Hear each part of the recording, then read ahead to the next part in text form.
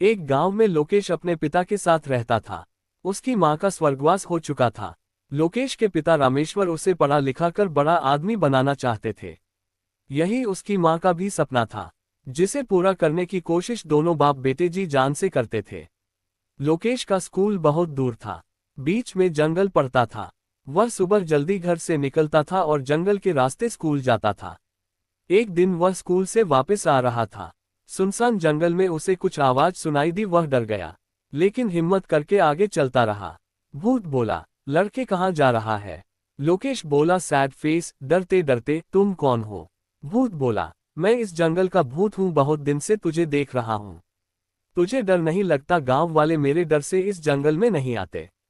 लोकेश बोला, डर तो लगता है, लेकिन स्कूल जाने का यही एक रास्ता है। दूसरे रास्ते से नदी पार करके जाना पड़ता है और नाव वाले को देने के लिए मेरे पास पैसे नहीं हैं। भूत बोला, खबरदार, जो कल से इस रास्ते से आया मैं तुझे खा जाऊंगा। लोकेश बोला, लेकिन मुझे मारकर तुम्हें क्या मिलेगा? भूत बोला, इस जंगल में मेरे अलावा कोई और नहीं रह सकता। लोकेश बोला, मैं कौन सा यहाँ रहने आया हूँ? मैं बस दिन में 2 बार यहाँ से गुजरता हूँ। भूत बोला, तुझे मुझसे डर नहीं लगता? लोकेश बोला, डर तो लगता है, लेकिन मैंने अपनी मरती हुई माँ से पढ़ लिख कर बड़ा आदमी बनने का वादा किया था। उसके लिए मैं कुछ भी कर सकता हूँ। भूत को उस पर तरस आ जाता हूँ।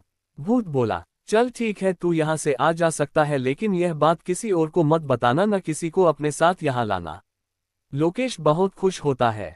वह जल्दी से उस जंगल से निकलकर घर पहुंच जाता है। लोकेश अपने पिता को सब बताना चाहता था, लेकिन उसके पिता रामेश्वर जी ये बात जानकर उसे जंगल में नहीं जाने देते, इसलिए वह चुप रहता है। अगले दिन से वह डरते डरते जंगल से स्कूल आने जाने लगता है। कभी कभी उसे भूत की आवाज सुनाई देती। भूत उससे सवाल पूछता, जैसे तेरे पिता क्या करते हैं?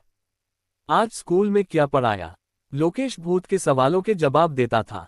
धीरे धीरे उसका भूत से डर निकल जाता है। अब वह हर दिन भूत से बातें किया करता था। एक दिन लोकेश ने भूत से पूछा। लोकेश बोला, तुम भूत कैसे बन गए? भूत बोला, मुझे कुछ लोगों ने मार दिया था, जब तक उनसे बदला नहीं लूंगा मैं भूत ही बना रहूंगा। लोकेश, लेकिन क्यों मारा था तुम्हें? भूत बोला, मैं फसल बेचकर पैसे लेकर गांव आ रहा था, तभी 4 लोगों ने मेरे पैसे छीन लिए और मुझे मार दिया। ये सुनकर लोकेश को बहुत दुख होता है। लोकेश बोला, तुम उनको माफ कर दो, तुम्हें मुक्ति मिल जाएगी। भूत बोला, लड़के तुझसे बात कर लेता हूं तो तू कुछ भी बोल रहा है। चल भाग यहां से, नहीं तो अगली बार से जंगल में घुसने नहीं दूंगा।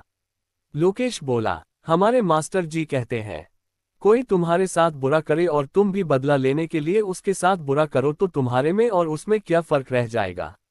मेरी बात मानो, उन्हें माफ कर दो और सब भूल जाओ। भूत कुछ नहीं बोलता और वहां से चला जाता है।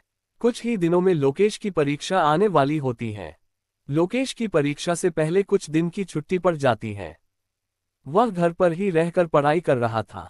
उसके पिता खेत पर गए हुए थे। तभी उसे भूत की आवाज सुनाई देती है। लोकेश बोला, अरे तुम यहाँ कैसे?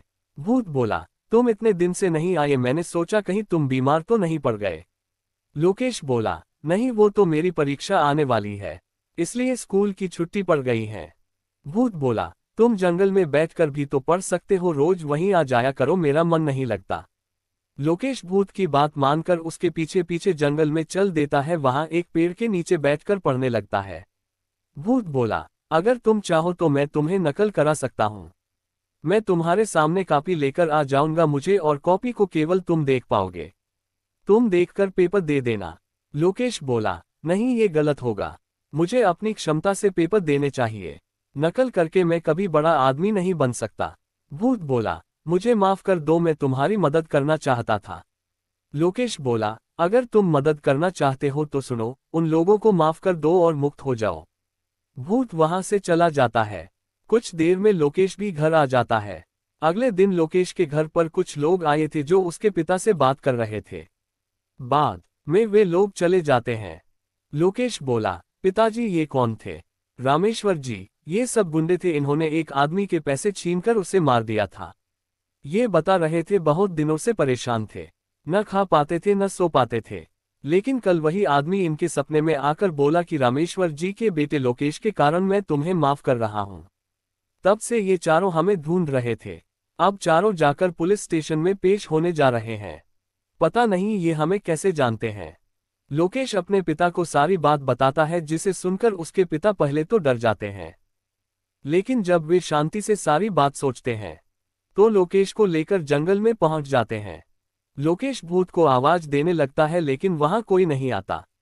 रामेश्वर जी बोले, बेटा वह अब मुक्ति पा चुका है, चलो अब घर चलें। लोकेश रोते हुए घर वापस आ जाता है। ये बात पूरे गांव में फैल जाती है। अब गांव के लोग बिना किसी डर के उस जंगल से आने जाने लगते हैं। तो बच्चों, हमें इस कहानी से सीख मिलती है कि हम सही रास्ते पर चलकर ही दूसरों को सही शिक्षा दी जा सकती है।